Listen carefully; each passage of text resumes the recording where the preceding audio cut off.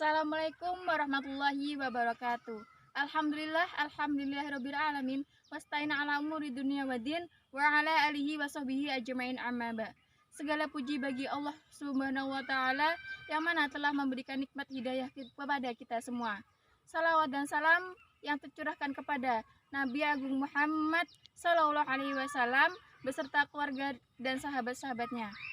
Perkenalkan, nama saya Retno Risti Darmawanti, mahasiswa Magister Pendidikan Islam Anak Usia Dini UIN Sunan Kalijaga, Yogyakarta, di bawah bimbingan Ibu Profesor Dr. Hajah Marhumah MPD. Seperti yang kalian lihat, saya berada di danau atau bendungan Wajepara yang terletak di Jalan Danau Indah, Desa Labuan Ratu Danau, Kecamatan Wajepara, Lampung Timur. Dalam video kali ini, saya akan menyampaikan tentang penggunaan hadis dalam Bahasul Masail Nahdlatul Ulama. Bagaimana video selanjutnya? Mari kita simak kawan-kawan. Sebelum kita membahas tentang pengertian Bahasul Masail, mari kita bahas terlebih dahulu sejarah dan ideologi keagamaan Nahdlatul Ulama. Nahdlatul Ulama adalah organisasi sosial keagamaan Islam yang didirikan di Surabaya pada tanggal 31 Januari 1926 Masehi, bertempatan di 16 Rajab 1344 Hijriah. Maksud berdirinya organisasi ini adalah untuk memelihara, melestarikan, mengembangkan, dan mengamalkan Islam. Nah, sekarang kita akan membahas pengertian Bahasul Masail. Bahasul Masail merupakan kata majmuk yang berasal dari dua kata, yaitu basul yang berarti pembahasan dan masail bentuk jamak dari masalah yang berarti masalah-masalah. Bahasul Masail adalah salah satu forum diskusi keagamaan dalam organisasi Nahdlatul Ulama untuk merespon dan memberikan solusi problematika aktual yang muncul dalam kehidupan masyarakat. Lajnah Bahasul Masail menggunakan 3 metode istinbat hukum yang diterapkan secara berjenjang, yaitu sebagai berikut. Yang pertama, metode kauli. Metode ini menggunakan suatu cara istinbat hukum yang digunakan oleh ulama Nahdlatul Ulama dengan mempelajari masalah yang dihadapi, kemudian mencari jawabannya pada kitab-kitab fikih dari mazhab 4 dengan mengacu dan merujuk secara langsung pada bunyi-bunyi tekstual. Yang kedua, ada metode ilhaqi. Metode ini berlaku jika metode kauli tidak dapat dilaksanakan karena tidak ditemukan jawaban tekstual dari suatu kitab muktabar, yaitu dengan menyamankan hukum suatu masalah yang belum dijawab oleh kitab yang belum ada ketetapan hukumnya dengan masalah serupa yang telah dijawab oleh kitab yang ada ketetapan hukumnya atau dengan pendapat yang sudah jadi. Metode ilhaqi ini praktiknya menggunakan prosedur dan persyaratan yang mirip dengan metode qiyas. Yang ketiga, ada metode manhaji.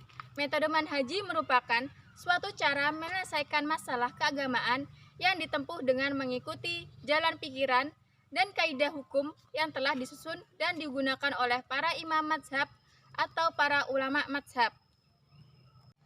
Fungsi Bahasul Masail NU menurut Kiai Iskomuddin. Bahasul Masail Pramunas Alim Ulama dan Konbes NU tahun 2020 diantaranya yaitu fungsi ilmiah. Menurut Kiai Ishom, Bahasul Masail merupakan forum menyelesaikan setiap persoalan dan difokuskan pada pemutusan suatu hukum Islam yang menggunakan referensi dari kitab-kitab muktabar yang diputuskan oleh para ulama atau kiai NU yang dimiliki keilmuan yang unggul. Yang kedua yaitu ada fungsi silaturahmi. Dari silaturahmi, para kiai dari sejumlah daerah bisa bertemu. Di antara kita yang jarang bertemu atau memiliki sekat hati, di dalam Bahasul Masail ini hendaknya kita eratkan tali silaturahmi dan tali persaudaraan. Yang ketiga yaitu fungsi konsolidasi. Konsolidasi ini penting untuk saling mengenal kiai yang satu dengan yang lain, bahkan menguatkan hukum satu sama lain. Jadilah engkau sebagai dua buah tangan yang saling kerjasama di dalam menyelesaikan masalah, di dalam mencari setiap solusi atas setiap masalah yang dihadapi. Yang keempat yaitu fungsi kaderisasi. Ia mengaku menginginkan pesantren-pesantren NU hidup dengan kiai-kiai yang cerdas dan berpengetahuan luas berdasarkan kitab-kitab kuning yang muktabar dan bisa bertanggung jawabkan baik di dunia maupun di akhirat. Kriteria hadis menurut Lajnah Basaul Masail Nahdlatul Ulama. Ibnu Hajar al-Asqalani menjelaskan bahwa persyaratan yang harus dipenuhi dalam mengamalkan hadis do'if ada 3. Yang pertama, telah disepakati bahwa hadis do'if tersebut tidak parah kedo'ifannya. Oleh karena itu, hadis yang diriwayatkan oleh seorang pendusta atau orang yang tertuduh berdusta atau orang yang memiliki kesalahan fatal tidak termasuk dalam kategori ini. Yang kedua, hadis tersebut harus berada dalam koridor syariat Islam secara umum. Oleh karena itu, hadis yang sengaja dibuat padahal tidak memiliki dasar sama sekali dalam syariat Islam tidak dapat diterima. Yang ketiga, ketika mengamalkan hadis tersebut tidak disertai keyakinan bahwa hadis tersebut benar-benar berasal dari Rasulullah SAW dengan tujuan agar tidak terjadi penyandaraan sesuatu yang tidak berasal dari beliau. Contoh pemahaman hadis dalam Lajnah Bahsul Masail NU. Dalam hadis Muktamar NU yang pertama yang diselenggarakan di Surabaya pada tanggal 13 Rabiul Tsani 1345 Hijriah atau 21 Oktober 1926 Masehi, Nahdlatul Ulama mengambil referensi dari berbagai kitab kuning yang di dalamnya dipaparkan dan berdasarkan dalam teks hadis Rasulullah SAW.